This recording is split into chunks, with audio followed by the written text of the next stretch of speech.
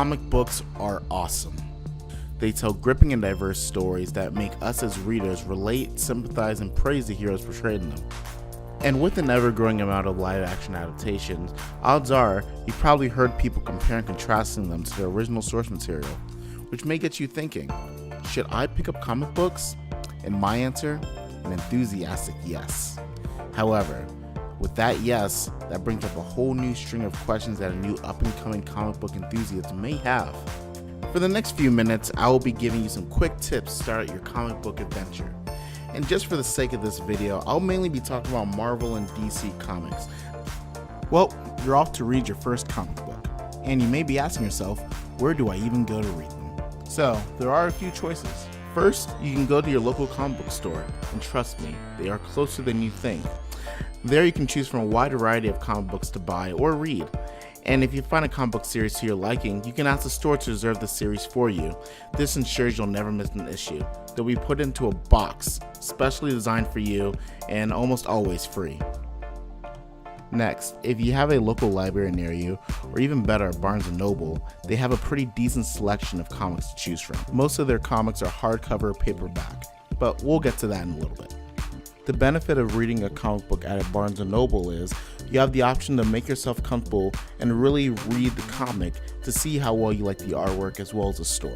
A place like Barnes & Noble has a really comforting atmosphere, and so comfortable in fact I was able to read all of Marvel's Civil War issue there in one sitting with no interruptions or problems. Lastly, if you don't care about the novelty of holding a physical comic book, online is a great way to start. Marvel and DC both have great interactive reading software for their comics, moving to each panel at just a click of a button. This is also the most cost-effective way to read comics, as you pay for a nearly unlimited library with one flat rate once a year. Now that you know where to read them, your next step may be, what comic book do you start with? Well, there are a few ways to choose. Choosing your favorite hero or a hero surrounded by your favorite theme is a great way to go. If you like good old-fashioned crime fighting, the Batman, or anyone from the Bat family for that matter, may be more to your liking. Or maybe you like a more cosmic setting. Thanos or Captain Marvel, it's probably a pretty safe bet. If you're still not sure, be sure to ask someone that works at a local comic book store for assistance. They're always more than willing to help. My highest recommendation is to start with a team-up comic. When you start with Justice League or Avengers or Defenders, you'll get to see everyone have their time in the spotlight. This opens you up to a whole new pool of heroes, potential solo comics for you to read down the line. Now that you know where to get your comic and what comic to read, your next big question may be, do I need to start from issue number 1? Well, even a straightforward question like that may have some complicated answers, since comic books don't tend to make it easier on newcomers. But the short answer is no.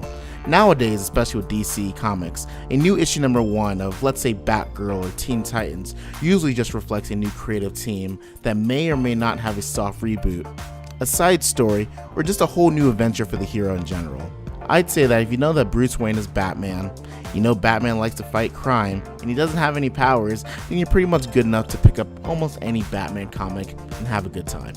Despite how overwhelming it may seem to start, comic books are usually written in a way where it's comfortable for current and newcomers to just jump into the story and have a good time. A few other bonus facts that might help you in your comic going adventures. You may have heard me mention earlier that Barnes & Noble sells comic books. Well, that's sort of true. Barnes & Noble doesn't exactly sell single cover comic books, usually. They usually sell hardcover or softcover comic books. This is where comic book readers need to draw the line between convenience, cost, and preference. Hardcover and softcover comics are a great way for newcomers to get into the story of any superhero.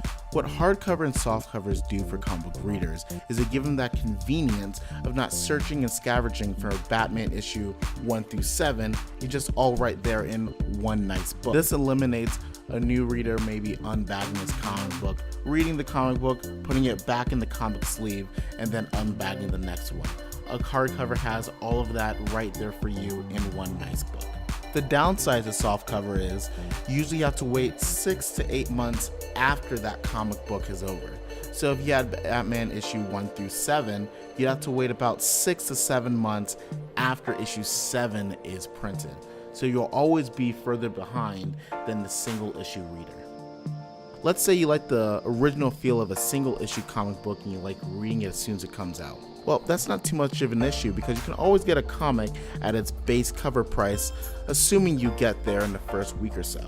But if you care about things like rarity and variant covers, and variant covers are just different artworks on the front cover, usually made by different artists or some kind of event, then odds are the amount of money you're spending on the comic will generally shoot up. For example, let's say you wanted to buy issue 23 of Batgirl. You'll probably just be paying the standard $3.99 for this issue. However, this issue has a variant cover. And like I said again, a variant is just generally a different art on the front cover. But just like limited edition when it comes to video games, there are very limited amounts of front cover variants of issue 23 of Batgirl. And yes, generally, it will be a completely different cover, like seen here. But if you're someone that only cares about the content that's inside, then the standard $3.99 is just for you, and you'll have a much cheaper comic book experience. However, if you're a sucker for great artwork, you might be more inclined to get the Batgirl 23 variant cover. What's the price difference? Well, it varies. For this particular variant, it's $60. Not many people are willing to do that, but some people are. But honestly, the price can go up from anywhere to a couple $100s per variant cover, depending on how many issues were printed. The lesser amount of issues printed, the more that variant was likely to cost. But as a new up-and-coming comic book reader, it's up to you to find the right balance. For me, I only got variants every once in a while, and they don't always have to be $60. Some of them are a couple dollars extra. And the last big tip is, talk to other people. Like that person I was talking about earlier in this video that kind of understands the source material. Maybe he has some good recommendations for you, or even the internet. I know forums can be a dark place, but in the comic book world, forums are generally really helpful and really engaging, and they're always eager to help new people find the right comic book. They'll even help you fill in the gaps along the way. And be sure to let me know, did you guys find this guide helpful? And what were some of the first comments you guys sat down and read? Don't forget to hit that like and subscribe. Thanks, guys. And Hulk. Smash.